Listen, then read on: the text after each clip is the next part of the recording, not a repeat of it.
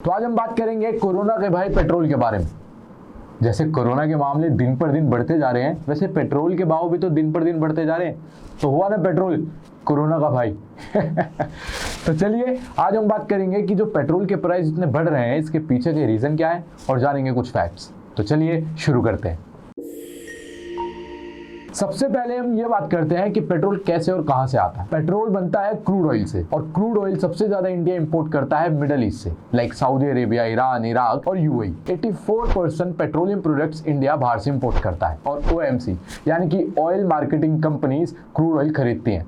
Oil marketing companies like Indian oil, Bharat petroleum, HP, Essar, Reliance etcetera, ये crude oil खरीदती हैं और इसे फिर रिफाइन करके पेट्रोल और डीजल बनाती है। उसके बाद ये डीलर को देती हैं और ये डीलर से फिर हम तक पहुंचता है। अब हम जानेंगे कि पेट्रोल के प्राइस डिसाइड कैसे होते हैं। पेट्रोल के प्राइस मेनली 4 चीजों पर डिसाइड होते हैं। पहला डीलर का प्राइस, दूसरा बेस प्राइस, तीसरा स्टेट टैक्स और चौथा सेंट्रल टैक्स।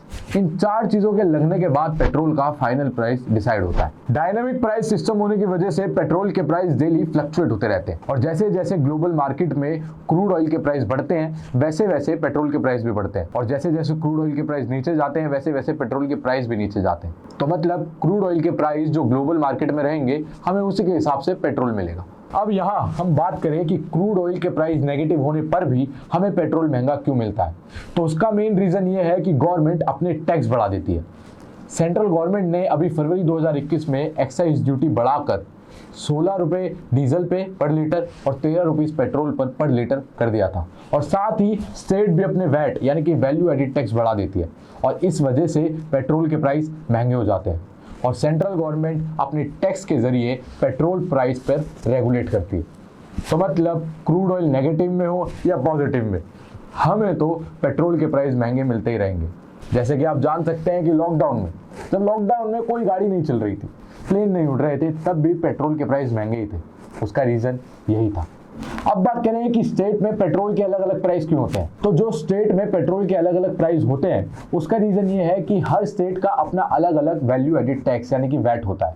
जैसे दिल्ली में 20% पेट्रोल पर वैट है और 20% डीजल पर वैट है, और बाकी कुछ स्टेट के वैट आप स्क्रीन पर देख पा रहे होंगे। कंपैरिजन विद वर्ल्ड, तो यहाँ फ्यूल टैक्सेशन में इंडिया सबसे ऊपर है 69% के साथ, इटली 64%, जापान 47%, कनाडा 33% और यूएस 19%। पर साथ ही ऐसा नहीं है कि सिर्फ इंडिया ही ऐसा देश है जहाँ पे पेट्रोल सबसे महंगा है। और भी देश हैं जहाँ पर पेट्रोल महंगा है, लाइक जापान 94 रुपीज़ पर लीटर, स्विट्जरलैंड 119 रुपीज़ पर लीटर, इटली 132 रुपीज़ पर लीटर और हांगकांग जहाँ सबसे ज़्यादा महंगा है 174 रुपीज़ पर लीटर। पर इसमें कोई खुश होने की बात नहीं है।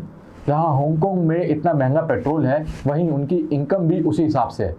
अगर उनकी पर कैपिटा इनकम देखी जाए तो हांगकांग की पर कैपिटा इनकम 37 लाख है और इंडिया की पर कैपिटा इनकम 1,35,000, और इसी हिसाब से हांगकांग की परचेजिंग पावर भी वैसी है। और अगर इन दोनों देशों की फिगर्स को टैली करके देखा जाए तो हांगकांग के पेट्रोल का प्राइस इंडिया के पेट्रोल के प्राइस से कम ही आएगा। अब बात करें कि पेट्रोल के प्राइस सबसे ज़्यादा कब बढ़े हैं, तो जैसे कि आप स्क्रीन पर देख पा रहे होंगे कि 2020 से पहले पेट्रोल के प्राइस में ज़्यादा डिफरेंस नहीं था। 2020 में सीधा 79 से एक साल के अंदर 2021 में 91 तक पहुंच गया, और इवन 100 तक। मतलब एक साल में पेट्रोल के प्राइस में हमें इतना बड़ा उछाल देखने को मिला।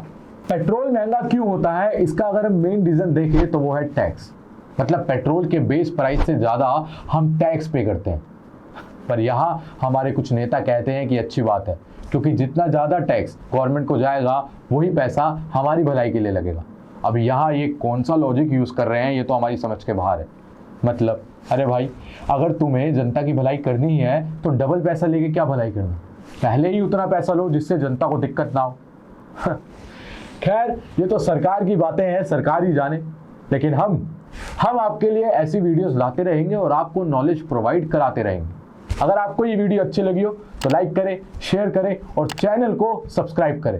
इससे हमारा मनोबल बढ़ता है और हम आपके लिए ऐसी वीडियोस और आगे लाते रहेंगे। तब तक के लिए देखते रहें ग्लोबल नाउ 24/7। मैं तुषार इजाजत चाहता हूँ।